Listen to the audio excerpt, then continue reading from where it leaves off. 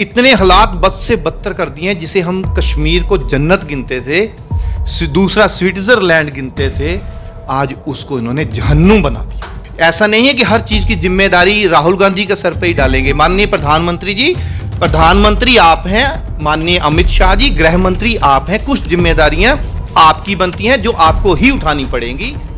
प्रदेश महासचिव महिला कांग्रेस उत्तर प्रदेश पश्चिम से भारतीय त्यागी के निवास पर निजी कार्यक्रम में शिरकत करने पहुंचे पंजाब के इंडियन यूथ कांग्रेस के प्रवक्ता विकास गौरव ने लव जिहाद के मुद्दे पर मीडिया से बात करते हुए कहा कि लव जिहाद का नाम साल 2014 के बाद आया है।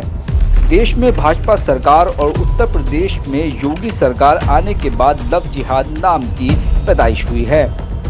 इसके अलावा उन्होंने जम्मू कश्मीर से धारा 370 हटाए जाने का मसला भी उठाया। पंजाब से होने के कारण आपको एक चीज़ ये बताना चाहूँगा कि ये जो लव जिहाद शब्द पैदा हुआ है, ये 2014 के बाद ही पैदा क्यों हुआ है? ऐसा क्यों हुआ है कि उत्तर प्रदेश में जब योगी सरकार आई है उसके बाद ही ये शब्द पैदा हुआ है? इससे पहले और इससे 1947 से लेके अभी तक लव जिहाद शब्द इस्तेमाल कभी नहीं हुआ। ये हमारे देश की, हमारे लोकतंत्र के लिए, हमारे संविधान के लिए ये जो शब्द इस्तेमाल किया गया है, चाहे वो किसी पार्टी ने किया है या किसी व्यक्तिगत पर्सन ने किया है, ये बड़ा जिसे बोलते हैं ना गैर जिम्मेदाराना शब्द है।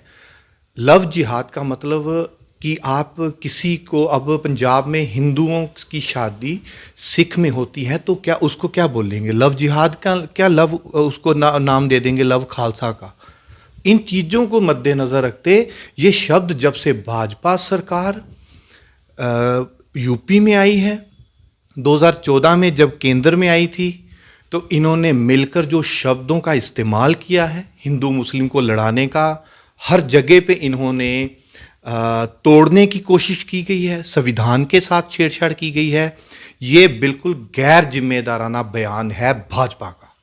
इतने हालात बद से बदतर कर दिए हैं, जिसे हम कश्मीर को जन्नत गिनते थे, दूसरा स्विट्जरलैंड गिनते थे, आज उसको इन्होंने जहन्नुम बना दिया। और धारा 370 का नाम लेकर अब ये कहते हैं उपकार गैंग जो है, क्या ये मुफ्ती जो थे ये क्या भाजपा के साथ टाई अप में सरकार में नहीं थे? तो 3 बार तो ये खुद गोदी में बैठ चुके हैं उनकी, तो ये ब्लेम लोगों को करना बंद कर दे।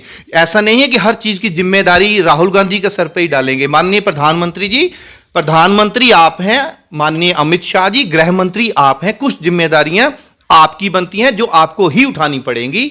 विपक्ष की जो जिम्मेदारियां हैं आप उल्टा कर रहे हैं, सवाल विपक्ष से कर रहे हैं, जिम्मेदारियां भी आप विपक्ष पे कर रहे हैं, जबकि ये होना चाहिए कि सवाल जो है सरकार उसका आंसर दे कि ये जो है अभी जो इस चीज को तूल दे रही है, इस चीज को जब ये सरकार उनके साथ मिलकर सरकार बनाते हैं तब ये सारी चीजों को नजरअंदाज कर देते हैं। तो इस चीज का भी तो सवाल हमें चाहिए।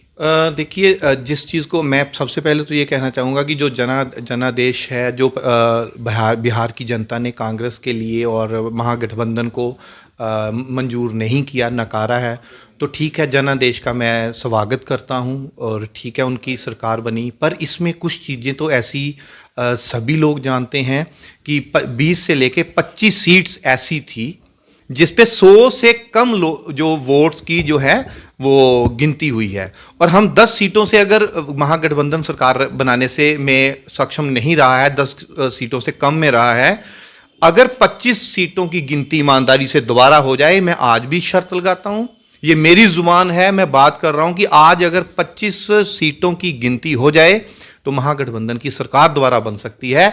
इन्होंने हमेशा से, मैं ब्लेम नहीं कर रहा हूं, ईवीएम के ब्लेम नहीं कर रहा हूं, इवन जो लोग जीते हुए थे उनको काउंटिंग करके जीतने के बाद उनको बोल दिया कि आप बाहर वेट कीजिए, उसके बाद आधे घंटे बाद कहते हैं जी आप तो जी पहले 1600 वोट से जीते थे तो अभी आप 80 वोटों से हार चुके हैं। तो ये लोकतंत्र के ऊपर एक उसकी मैं कहूँगा हत्या की गई है बिहार में।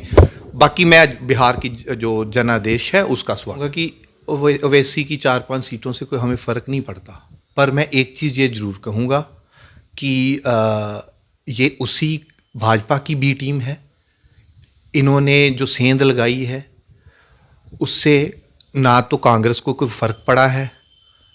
दूसरी बात, भाजपा ने हर वक्त ये चालें चलने की कोशिश की है कि कहाँ से लोकतंत्र को तोड़ा जा सकता है, चाहे वो मध्य प्रदेश हो, चाहे वो बिहार हो, चाहे वो हैदराबाद हो, चाहे वो कहीं पे कोई भी जगह हो। इसलिए ओवैसी मैटर जो है वो ज़्यादा फैक्टर जो है वो ज़्यादा मैटर नहीं